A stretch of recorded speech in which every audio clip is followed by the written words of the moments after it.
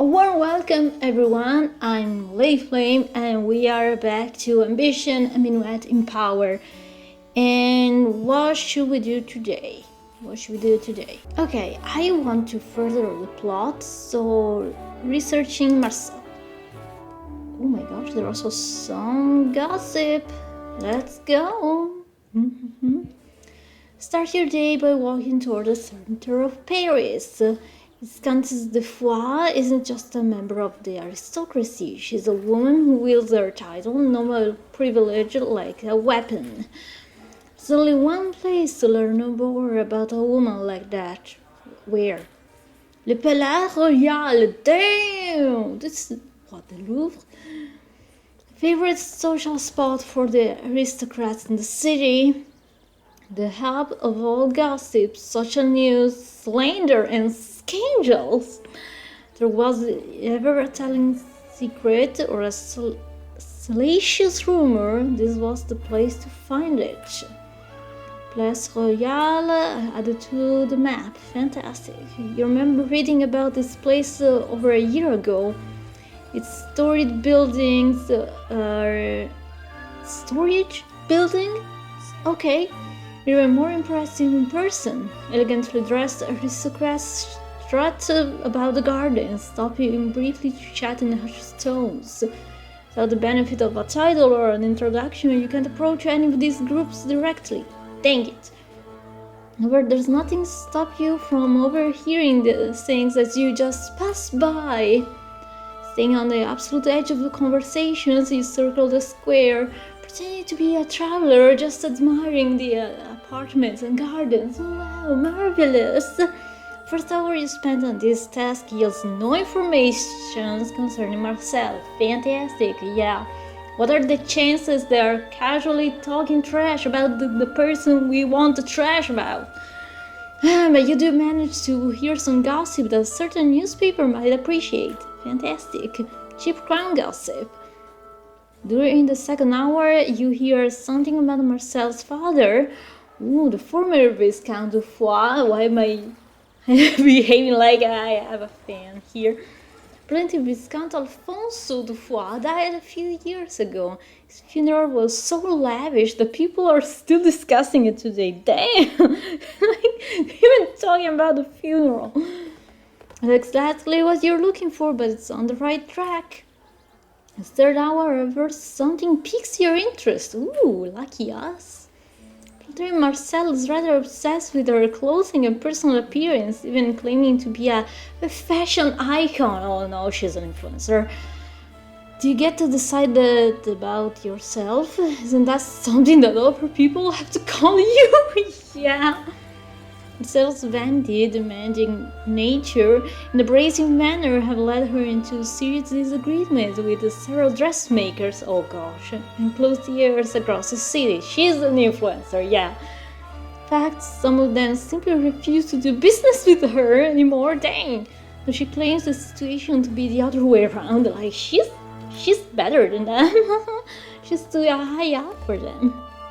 She will have to have been an unpleasant customer indeed in order to drive a dressmaker away. Yeah, there's a saying here, like to make a dressmaker, or yeah, that's the word, I guess, lose their patience. Like, they are very, very patient, but oh my gosh.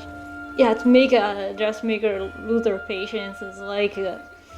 wow, you managed to piss off someone who is never pissed off angry. How did you do that? Apparently, every order she places is completely unique, which means each item in her wardrobe will cost a fortune. Yoink! And this strikes you as quickly and surely as a lightning bolt. Girl, share, spill your plan. Each of the vile countess dresses will have cost far too much just to pay for it in coins. Oh dear, it will require a banknote. Oh, any dressmaker that works with Marcel will have to know the name and address of her bank. Girl, in order to collect any payments. And you have to do is find someone who had worked with her in the past, someone with a grudge. This will bring you one step closer to having the dark secret of Marcel's money within your grasp. Ooh, we have a vital clue! Okay, just need to find such a dressmaker. Where? We know a dressmaker. We know a dressmaker, right?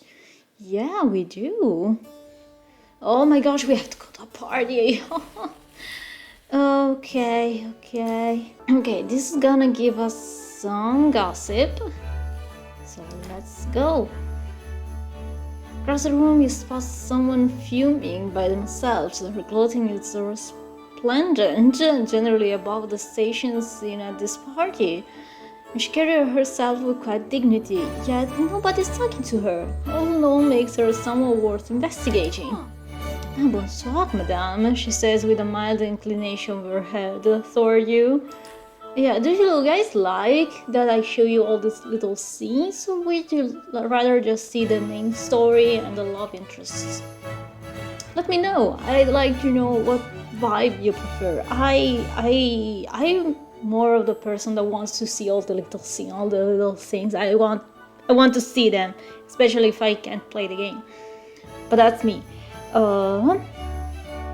Through assault my wounds, I take it. Certainly, just tell me what went wrong and I'll start assaulting them. Particularly, in fact, I'm here to help. I don't know, why are you staying by yourself? Yeah, why are you here by yourself? Tell me. So you want to know my story then? Well, at least that tells me that you actually care. Yeah. For all this, I was a courtier at Versailles. Wow, my star was rising quickly, and I was even officially acknowledged by the Queen. Damn, girl. I made the mistake of inviting the Queen to an opera, which is a chateau. So that were the mistakes. I thought she'd love this performance so well, but the script had been changed. I know this was the work of one of my rivals, but I can't prove it. The performance I was so proud of was instead awful. Good, indistinguishable. I was humiliated to the point that I could barely show my face outside for a week. To put it simply, Her Majesty the Queen, Marie Antoinette, she was like, yeah, I'm first name based with the Queen, what's up, you know. Yeah, I sent an intermediary. The servant politely requested I remove myself from Versailles temporarily. Oh, ooh, that's bad. Means that my time and transgressions are forgotten, so will I be forgotten in turn? Oh, this means I'll never be invited back to the palace, which is an absolute disaster. Yeah, maybe not as much, girl. There's stuff coming up, but don't worry. Never been more furious in my life. Well, revenge? Ooh, it's just one small secret away. Did you at least do anything exciting before you fall? Or was this a trivial? Damn, girl, calm down. Well, that certainly sounds awful. Bon chance and all that. Just okay, bye, girl. Well, you know what they say, revenge is just one small secret away. Revenge, you say? Yes, it does feel quite poetic. In fact, I know just the thing. That she launches into a tale of some of the things she witnessed while in the palace. Girl, thank you. Trivial chronicles. Okay, I can say that. Well, there's some gossip to gain here, so I'm gonna take this one. Come across two people speaking in low voices to each other. Their entire person gives off an aura of both nervousness and excitement. Particularly reeks of secrets and throws you in like a moth to a flame. I hope you didn't hear the motorcycle. I would of course tell you more about what I know about the church, but the risk of being discovered is too great. I'm kind of the same mind regarding my news from within the crown. If my indiscretion were to be known, my reputation with them will be sweet and severe. Oh, the mayor replies, okay, I mix them up. Sorry. I suppose it means neither of us can disclose what we overheard. The silence between them is so intense that it feels like they're absolutely bursting with the desire to spill everything they know. I've seen less tension between young men and women who just realize that they like each other. Oh, that's cute. Perhaps for the sake of discretion, we should be apart for the moment. Should follow the gentleman who claims to know something about the crown. The woman claims something about the church. No, I don't want to risk it because, I'm atrocious a lot. Sleuthing is beneath me. Yeah, let's hear the gossip about the crown. Follow the gentleman leaving behind his female companion. Soon you catch up with him in a different room so as to not arouse too much suspicion. Bonsoir, madame. I don't think I've seen you before. Do you come to such events often? It barely takes any prodding on your part to get him to talk. Let's go. Of course, obtaining secrets from someone who's terrible at keeping them essentially means that you're being discovered is all but inevitable. Oh. Who's this Elizabeth? I don't think I know Elizabeth. If you obtain the gossip from me, let's get the floodgates has opened. Okay, so we got some gossip at least. Fantastic. Let's go sell it. Let's go sell the gossip. Then we have a date with Ludovico. Oh my gosh. So, okay, calm down, one thing at a time. Oh, madame, with all your contributions, been so great that they must be recognized. Madame Decaux, you're no longer a mere gossip monger. Today you are a journalist. Okay, the title itself is meaningless, but it certainly sounds nice. Merci. I assume you wish to know more about your beloved Armand, no? Why did you need me specifically to do this? Yeah, why me? Pierre sighs and mops the sweat from his brow with a severely stained handkerchief. To be honest, madame, I'm a bit of a tough situation. Newspapers like my own have always existed in one unofficial capacity or another. With the end of royal censorship, newspapers opening every day. Competition for readership and for new information become ridiculous. I can't just print gossip that's been sold to everyone else. Readers expect something unique in these pages, not the same unoriginal tribe bandit about in those lesser papers. He continues his outros, shockingly sincere. Maybe because major sources have taken their business to less esteemed publications. Yeah, my condolences, Pierre. That sounds difficult. Your only resource should have been getting paid more. Oh my god, girl. Just scowls at you for a fraction of a second before breaking into a wide and almost sympathetic grin. Madame Bev, only if I could. I will pay you for gracious insight with bars of silver and fistfuls of rubies. That's always what they're worth. Gestured to this dilapidated and stained office. Yeah, I was low-key joking, but also, if it was like, oh, you want more? I was like, yeah. So, just kidding. Unless, however, while the pursuit of truth may make a man virtuous, it does not make him wealthy. Because I gave her all I can spare, as I need all that remains to keep the wheels from my press turning. While the empty liquor bottles laying on the ground make your doubt his honesty a little, get the feeling that he isn't going to budge on this. I try.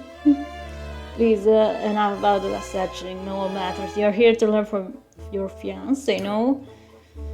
Okay, since we have nothing better to do, let's hear about this guy. What is he up to? It may shock you to learn that your Armand managed to keep some rather opinionated company. Pierre says with a careful circumspection of someone severely downplaying the seriousness of a situation. What is happening? All the details of their beliefs have been remarkably difficult to track down. Two things about their views. First is that they show an open disdain for the country's current laws and privileges. which made them unwelcome with aristocracy sporting the crown. Uh-oh. However, they also harbor a strong devotion to the queen, which alienated them to the nationalists in the revolution. Okay, so they don't like the monarchy, but they also like the queen? What? There's a studio in the western part of the city, just south of the Seine, where he and some like-minded individuals prefer to discuss the proper course for the country. Painters in the front, planning in the back. Pierre starts scribbling on a piece of paper, which he hands it off to you. You find it to be addressed to the Goutte Royale. Raided the studio a month ago and arrested everyone there. Pierre explained. The Royal Guards raided the studio. I'm sorry, I was like, what name is that? It's the Royal. The police. Supporting the Queen is certainly no crime. It's something about the group's belief was making some in power quite uncomfortable. This has been abandoned ever since. Go there and you might find something that leads you to your Armand. I don't care about him, but before you leave, madame, I hope that you do not forget about me and my humble paper. No, sir, don't you worry. I still find your social insights valuable, and I'm always willing to pay for anything you can bring to me. Let's think we've made a good business partner, no? Of course, Pierre, this has been a delight. No, Pierre, this is just business. No, that's been a delight. Pierre puts down his snuff box and favors you with a deep and theatrical bow. Now you flatter me, madame, I am. Bon chance, may God see fit to reunite you with your Armand in great haste. Yeah, I need to smack it over the head. Adieu, and may our paths cross again. Bye. Oh my gosh, my girl is exhausted. Okay, let's go on a date with Ludovico. Girl, don't you worry, your pretty head. I'm going on a date, but you don't have to worry about it. Yeah, I don't want to meet the military, they're cool and all, but look how many parties I have. No. Ludovico won't care much about how tired I am. Oh, maybe he does. Oh, the park. Oh my gosh, I feel blessed to even look at you, Ludovico. Come on. Okay, we had already seen that, so I'm just gonna skip it, but it was very cute. So let's go explore Paris. Abandoned studio. Ooh, okay. No, we are going here. I was like, okay, maybe we can go to the dressmaker and ask her if she knows anything, but oh my gosh. Courtesy of Pierre, learn about an art studio that Armand used to visit. Oh no, I don't care about this thing then. Okay, let's go to the Petit Mogol and ask. You arrive at Fatima's dress shop. Fatima, I need your help, girl. This is important. This isn't about gossip. I mean, it is about gossip, but it's an important gossip. I am also here for a dress, probably. While you can see the proprietor, you can hear her grumbling from the break room. Eventually, Fatima shuffles her way out to meet you in front of the shop. Girl, you're looking tired. Dropping a ledger onto a nearby table, she seemed to be lacking her normal energy or enthusiasm. Welcome back. How can I help you? You seem bothered. Fatima, girl, I need your help, okay? This is very important. I want to be polite, but I also need the information, okay? I hope she's going to talk about this girl. Really obvious, she asked with a sigh. And a big order, a custom project. Took me forever, cost a lot of make, and then just fell through. Going to have a devil of a time making ends meet. Was it for the Viscountess de Foix? Mention Marcel's title. Fatima sneers for a second. She just smells something truly foul. She opens one eye, judging you carefully. Fatima's voice is flat and level. Do you know her? She's not me apart yet. I hate her. It's true. Why is it dangerous to say that? It's so true. I hate her. Fatima perks up. See, it was the right answer. Why dangerous? And looks at you with curiosity. Oh, really? Looks like we have something in common. So this tends to make it unpopular. In my case, the Viscountess is not being at the party. She did so here. I can't say the word on YouTube, but you can guess. Gain credibility against some peril, who cares? I need to rest though. Oh my gosh. See, a month ago I was approached by a servant working for the Viscountess. His servant said the Viscountess was a genius and wanted to commission a dress she had designed herself. I quoted a price to them. They immediately tried to tell me it was too high. The servants were up and down and making something for this content was extremely prestigious. It will pay you an exposure. Oh my gosh. They should even work at a discount. Yeah, she is an influencer. Oh my gosh. For the news business, it will bring me. She's gonna pay you an exposure, don't you see? Me. I'm an artist on Instagram. It's painful there. Dressmaker snorted drissfully. I may have been new to running my own shop, but not new enough to fall for the old rules. Still, starting a new shop is expensive. The price we finally agreed on was nice. Showing me the sketch of this genius design, it honestly wasn't that terrible. A little tacky for my taste, but I'm the one being paid, not the one wearing it. I know, Fatima, no girl. Fatima sighs and hangs her head for a moment. I wasn't thinking. I saw the leaves written on the banknote. I didn't think to check the client's reputation. I agreed. Oh dear, I don't know how to say it in English, but so maybe it wasn't covered. Wasn't covered money? Ooh. Then my other jobs, I spent over a month working on this dress. Just getting by on the initial payment for essentials. Every other day I get a whole list of changes from her. Gosh, make her pay for the changes. Charge for the changes, okay? She won't even check on the dress in person, but something always has to be bigger, more intricate. Anytime suggests we tone things down for the sake of elegance, she's threatened to cancel the order, which would leave me holding the bill.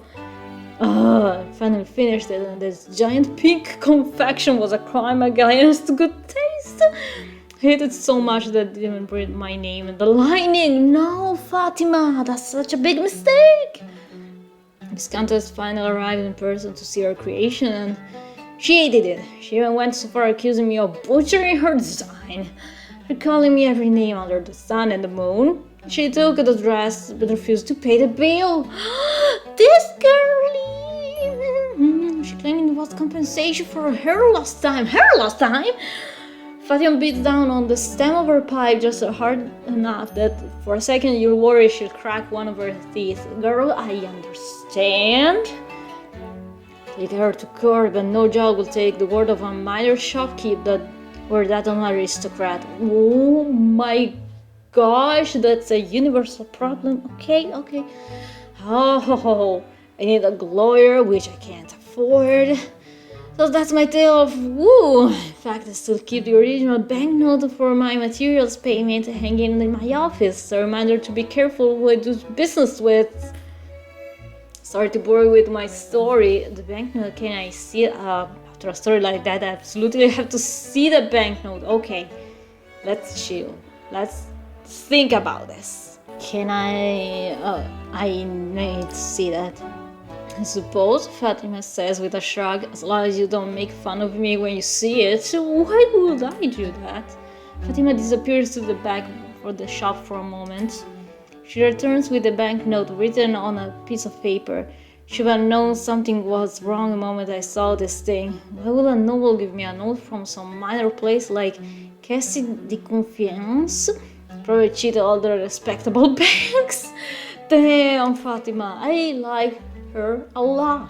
I studied the banknote, taking care to memorize the name and address. Bank and mistrust now available. Ooh. For a few moments, she takes the note back. So, Madame Deco, shall we do business? Absolutely, my dear friend. Oh my gosh, we got some. Oh, absolutely. Oh, yeah. Camille, okay, let's chat a little bit with Camille before finishing the episode. You have the sound of Camille knocking on your door saying, good morning, madame. The house rent is due today. As of my wages, I do have all the money. Fantastic. They may continue. And we may continue another day. How long has it been? It's been over half an hour. Yeah, I want to focus more on the tasks and the storyline. Yeah, of course, I'll show you all the things, the parties, if you want. If you say no, the parties are boring, skip them, I will skip them. The power is in your hands. The ball is in your court, etc., etc. Okay. How long is this game? Damn. Okay. And on the 24th, we will get our revenge. I swear. I swear we will. Yeah, for now though, I'm gonna pause everything here and see y'all next time. Bye!